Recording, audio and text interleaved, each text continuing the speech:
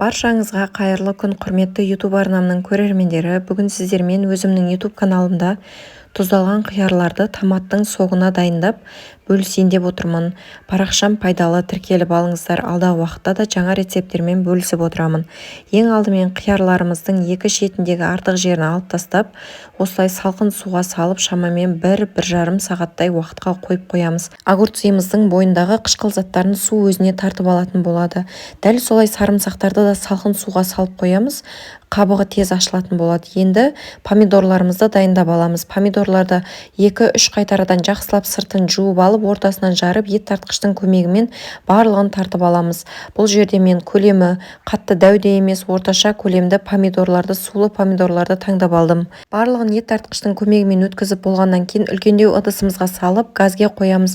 Шамамен 30-40 минуттай қойып, осы помидорларымыз, салатымыз толық бір қайнағанша отқа қоямыз. Толық қайнағаннан кейін барып газдың астын өшіре берсеңіздер болады. Енді біздер сарымсақтарымыз көріп тұрғандарыңыздай суға салып жібітіп қойғаннан кейін қабығы тез ашылатын болады. Және сарымсақтарымызды ашыған кезде қолыңызды ойып жібермейтін болады, себебі бойындағы қышқылын су өзіне тартып алады.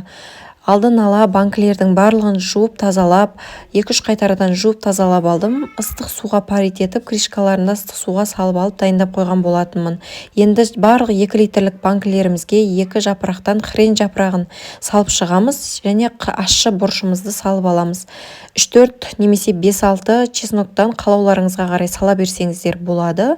2 лавр жапырағын салдым. Менде 2 литрлік банкіден 20 банкыны дайындап алдым. Кептірілген укроптарды да салып шықтым. Енді огурциларымызды барлығын орналастырып шығамыз. Көлемі орташа қиярларды таңдап алдым. Барлығын осылай тікесінен ұқыпты етіп кезегімен орналастырып шығатын болсаңыздар, көп огурцы кететін болады. Қиярларымыздың барлығын жақсылап тығыздап сала берсеңіздер болады. Қазір үстінен ыстық қайнаған суымызды салған кезде кішкене басылып шөгетін болады. Бос жерлеріне болгарскийлерді салып орналастырсаңыздар да болады, және қиярды ортасынан жарып салсаңыздар да болады. Енді барлық банкілерімізге орналастырып алғаннан кейін қайнап тұрған ыстық суымызды құйып шамамен 20 минуттай уақытқа қойып қоямыз.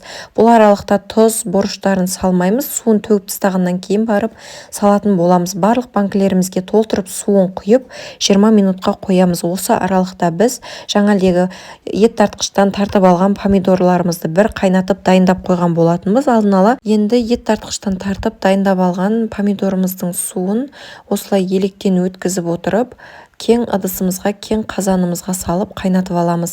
Міндетті түрде електен бір өткізіп алғанымыз дұрыс. Сонда помидордың сыртындағы қабығын және дәндерін де алып тастаған дұрыс. Сонда томатный согымыз бір келкі болып шығады. Осылай сүзгіштің електің көмегімен өткізіп отырып, толық суын сүзіп, артық қабығын алып тастайсыздар. Одан соң осы согымызды бір қайнатып аламыз. Енді әркімнің жаңалегі жаққан пеші әртүрлі ғой, сондықтан да өздеріңіз қарап отырып, толық бір қайнатып аласыздар. Көп қайнатудың қажеті жоқ. Томатный согымыз шөгіп кетуі мүмкін, яғни басылып қалуы мүмкін. Сол үшін бір қайнатқаннан кейін осылай құйып ыдысымызға құйып ала береміз. Көріп тұрғандарыңыздай қып-қызыл керемет бір келкі болып шықты. Жаңалдегі 20 минутқа қойып қойған банкідегі суымызды төгіп тастаймыз. Бұл су енді бізге қажет емес. Барлығын осылай төгіп аласыздар. Одан соң керек заттарымызды енді салып аламыз. Домалақ түйіршікті осылай қара бұрыштарымызды барлығына бір шай қасықпен салып шығасыздар. Және де 2 литрге 2 аспириннен саласыздар. Егер де 1 литрлік банкіге дайындасаңыздар, 1 аспирин жетеді. Және де 2 ас қасықпен 2 ас қасық тұз, 2 ас қасық қант қосып аламыз. Барлық банкіге дәл солай салып шығамыз. Және де 9% уксустан құйып аласыздар.